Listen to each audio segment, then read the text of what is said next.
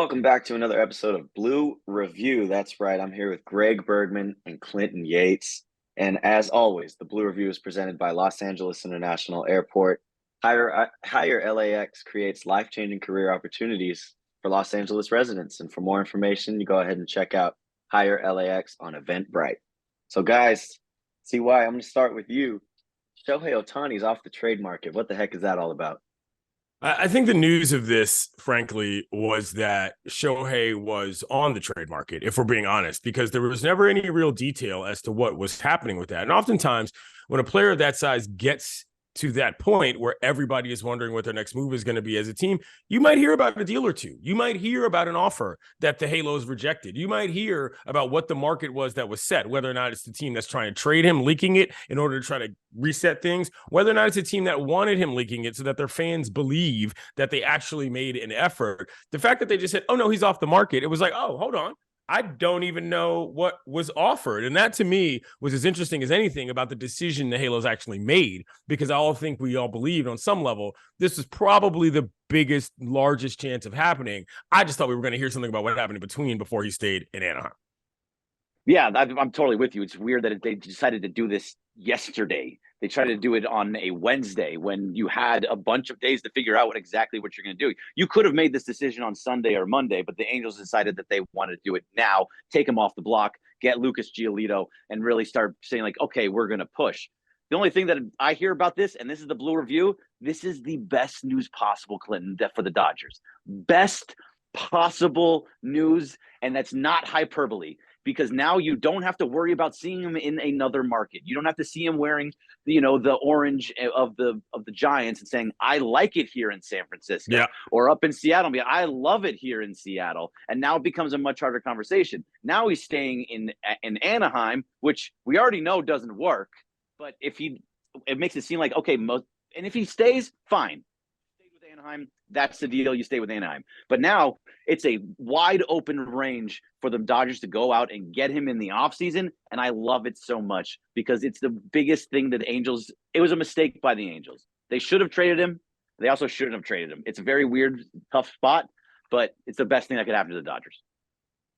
Yeah, seems like the ownership over there in Anaheim is kind of a lose-lose with a player with such magnitude like this.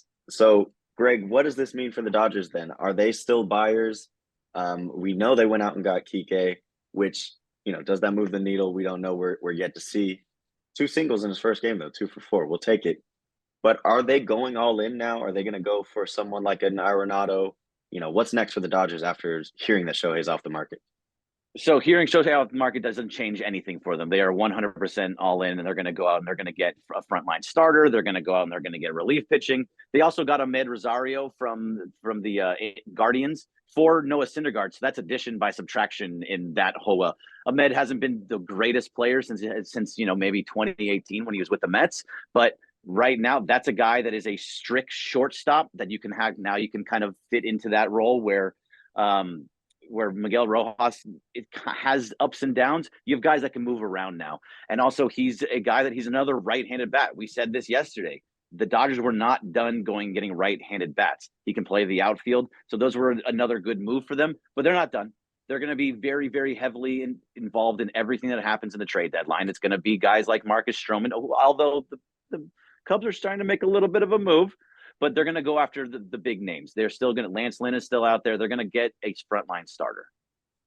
I think what this means for the Dodgers is that, okay, you can finally stop talking about coveting somebody else's wife, for lack of a better term, and focus on your own baseball team. Like, there's a lot to be said about what this specific team is going to do from a success standpoint. Not to get too far out there, because Greg hates it when I do this, but God forbid the Angels screw around and make the playoffs. And God forbid the Angels win a series. And God forbid the Dodgers don't win a series in the playoffs. You know what I'm saying? It's all of a sudden like, oh, wait. And I only say that because it won't matter. I only said that because of the most recent precedent of who the Dodgers are, which was, again, losing to the Padres in the playoffs. The Shohei discussion was one thing for next season, but what happens with this roster right now is as important. And sorry, I don't really feel that their pickups right now got me getting out of bed as far as looking at who a right-handed bat is. There has to be another move made. I definitely think that there's more to improve on this roster if you're going to go in the playoffs acting as if you're the team that's to win it. Because in the NL, we know how strong the Braves are. We know how strong some of the other teams are in terms of their ability and their lineups to score score runs. However, that's where the Dodgers lack in terms of other things, in terms of pitching. So it refocuses the team in the front office a little bit. The Ohtani thing being kind of off the stove. And I ultimately think that's a good thing for what this team is trying to do, because that had become such a conversation that I can imagine if you were on that squad in that clubhouse, you were like, enough. We got games to play right now. That's what they're doing. Yeah, no, I like that. I mean, Dodgers currently 3 games over, in their first in the NL West. Angels 3.5 back in that AL wild card. So it's going to be interesting to see how all this unfolds. I'm going to toss this along to you one last time, Greg. Any last thoughts? The Shohei situation, what next year is going to look like? I mean, anything, let it out.